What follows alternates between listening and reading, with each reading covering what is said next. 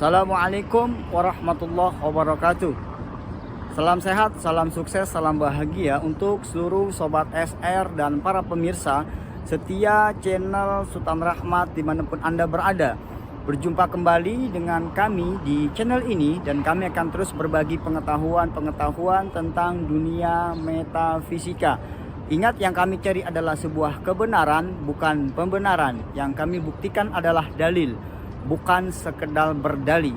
Yang kami kemukakan adalah argumen, bukan sentimen. Dan pada kesempatan yang berbahagia ini, saya masih berada di daerah Madinah Al-Munawwarah, salah satu kota yang mendapatkan berkah dari doanya Rasulullah Sallallahu Alaihi Wasallam. Kalau para pemirsa dan para sobat pergi ke daerah Madinah ini, di kota Madinah ini, maka suhunya lumayan cukup panas, sekitar 38 sampai 40 derajat Celcius. Dan pada malam hari cuacanya cukup dingin.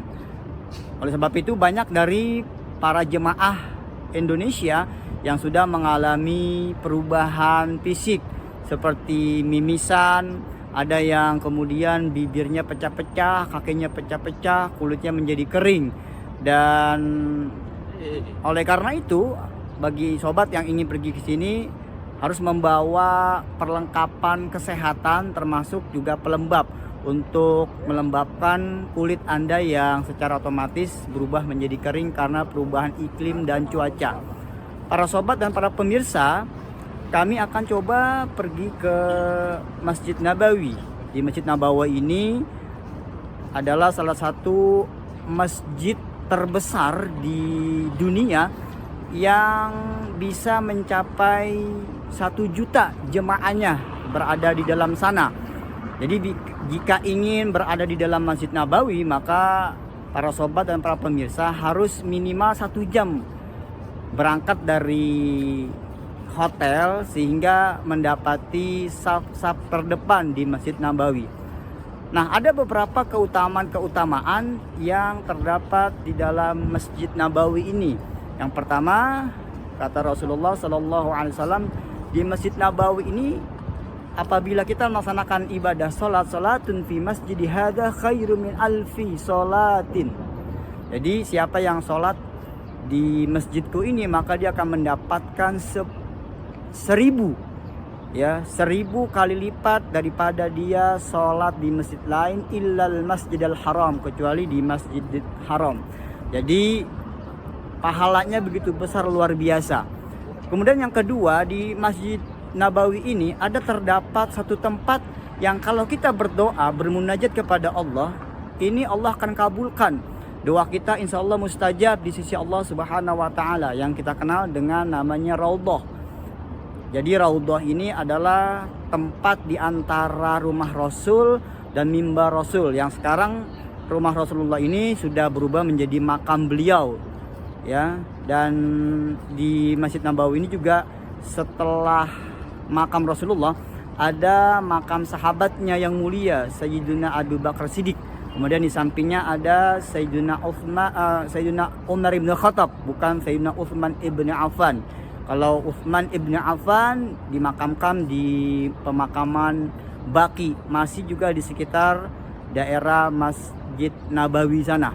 Nah, para sobat dan para pemirsa, kita akan coba menelusuri Masjid An-Nabawi ini pada saat siang hari dan pada saat malam hari. Termasuk juga kita akan berziarah ke makam Rasul Sallallahu Alaihi Wasallam dan juga akan melihat bagaimana kondisi di dalam Masjid Nabawi tersebut. Ikuti terus perjalanan kami sampai dengan selesai. Terima kasih. Ini di kanan kiri arah menuju Masjid Nabawi sudah banyak berdiri hotel-hotel, dan di ujung sana itu ada Masjid Nabawi.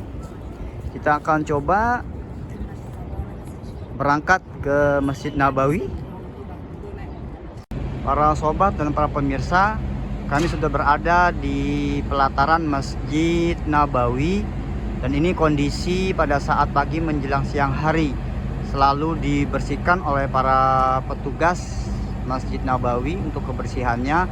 Dan di atas ini adalah seperti payung-payung yang besar. Ini manfaatnya untuk melindungi para jemaah dari teriknya sinar matahari ketika melakukan ibadah sholat di pelataran Masjid Nabawi tersebut. Kita akan coba terus masuk ke dalam untuk melihat kondisi dari Masjid Nabawi tersebut. Para sobat dan para pemirsa, ini adalah kondisi di dalam Masjid Nabawi yang masih sepi karena memang ini belum waktunya masuk sholat.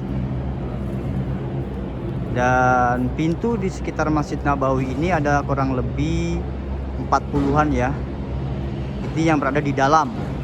Dan kita bisa melihat di beberapa sudut ruangan di Masjid Nabawi ini selalu ada halakoh-halakoh, yaitu tempat pertemuan-pertemuan untuk mengkaji, kadang-kadang kajian hadis atau kadang-kadang tahsinul Quran.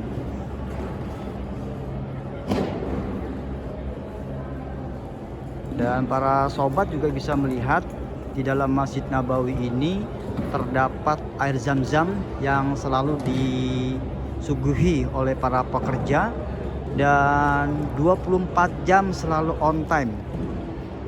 Dan para jemaah banyak mengambil air zam-zam untuk mengisi ulang di botol-botol kemudian dibawa ke hotel-hotelnya.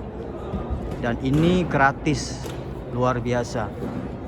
Air zam-zam sebagaimana Rasulullah sabdakan, ma'u zam-zam lima syuriba minhu. Jadi air zam-zam itu manfaatnya luar biasa, tergantung dengan apa yang kita niatkan.